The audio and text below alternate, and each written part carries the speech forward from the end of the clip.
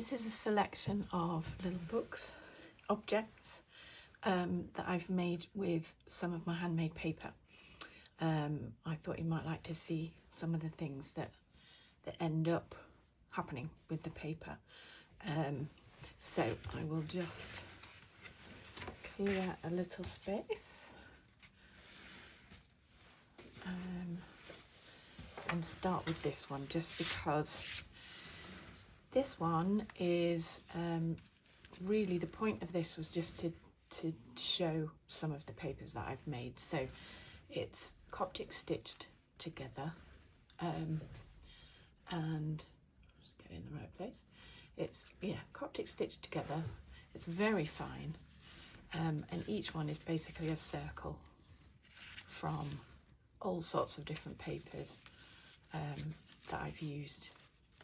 So I'll tell you, so this is tomato plant leaves, turmeric and chili and ginger, red onion leaves is that one, avocado skins is that dark one, tea bags, oh no, I think this was ferns from the garden, dead ferns from the garden, packaging, tea, that one's tea,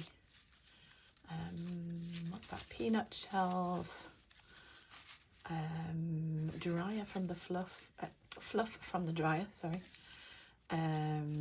blueberries, oh no it's not, that's red cabbage, this one is blueberries, this is purple potatoes, beetroot,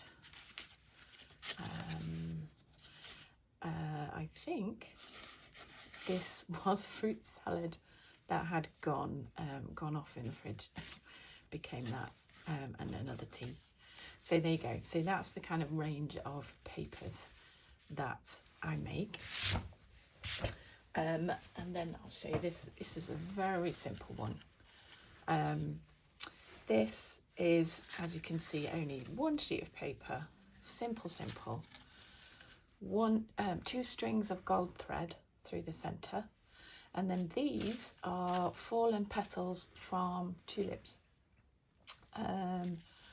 And when I first made this book about 3 years ago, these were very bright pink still, and the paper was a lot more pink because it was made from beetroot and a very old book, you know, when book pages kind of go very yellow and are a bit crumbly.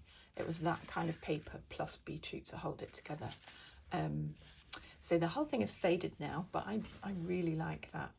And that's something I love about organic materials and homemade paper, that it changes over time. That's that one. Then I'll show you this big monster. This was for an Are You Book Enough challenge. So the whole thing is a little bit bent now, but the whole thing is made out of handmade paper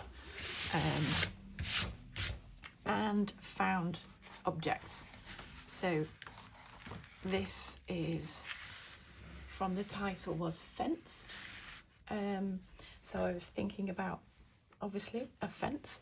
And I had the handmade paper I already had made, and then I had these branches, twigs, sat on my desk that I'd found on walks over a long period of time. They're all just fallen from the trees, and I noticed how the colours really went together beautifully, and they kind of sang together. So I decided to stitch them. So each one is stitched with a little band of handmade paper first, and then these bands are stitched to the back paper, and I made it so that it would completely curl up and curl away, which for me makes it kind of like the book. It's like each of these is like sections, and it's telling a story of my walks, but it all folds up and goes back into its little pot where it's stored. So there you go, that's that one.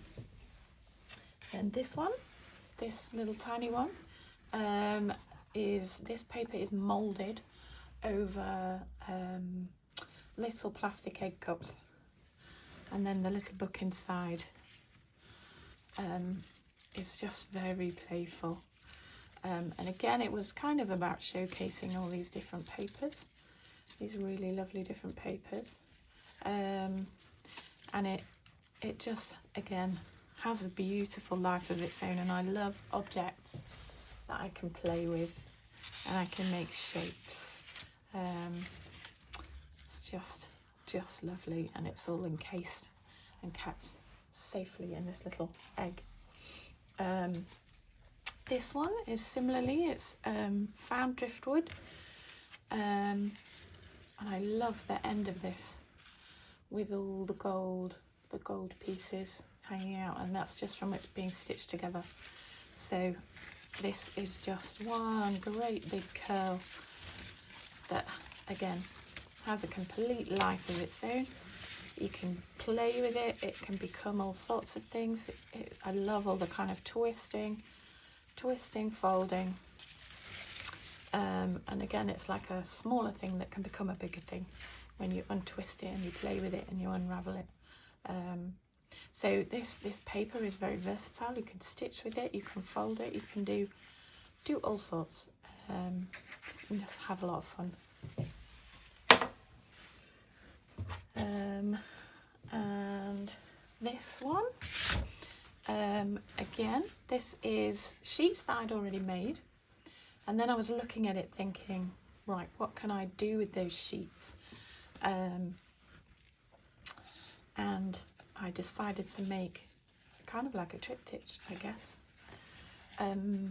So this sheet and this sheet were made, I use all my leftover scraps. So as you can see, there's little bits of found text, there's bits of gold thread that was left over from other things, bits of papers, and I pressed them into sheets of usually something fairly plain, so that these little pieces are shown off.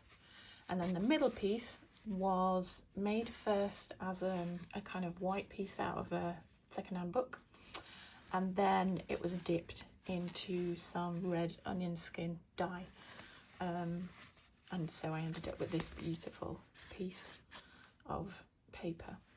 I used paper to make the hinges for the books, to hinge them together, and a little bit of found text in there. So there you go. And then what else? Finally, I'll show you this massive monster. This is a mushroom. If you can see, you kind of see from different angles.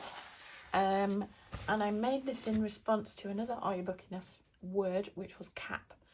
And I started thinking about cap as in this bit of the mushroom. And because I make a lot of paper and I keep boxes of paper, I was looking at this and recognizing that these edges really looked like the kind of the spores, I don't know if that's the right word, or the gills of the mushroom. So I made 4 books that are, each one is a quarter of a mushroom, made out of various different sorts of papers.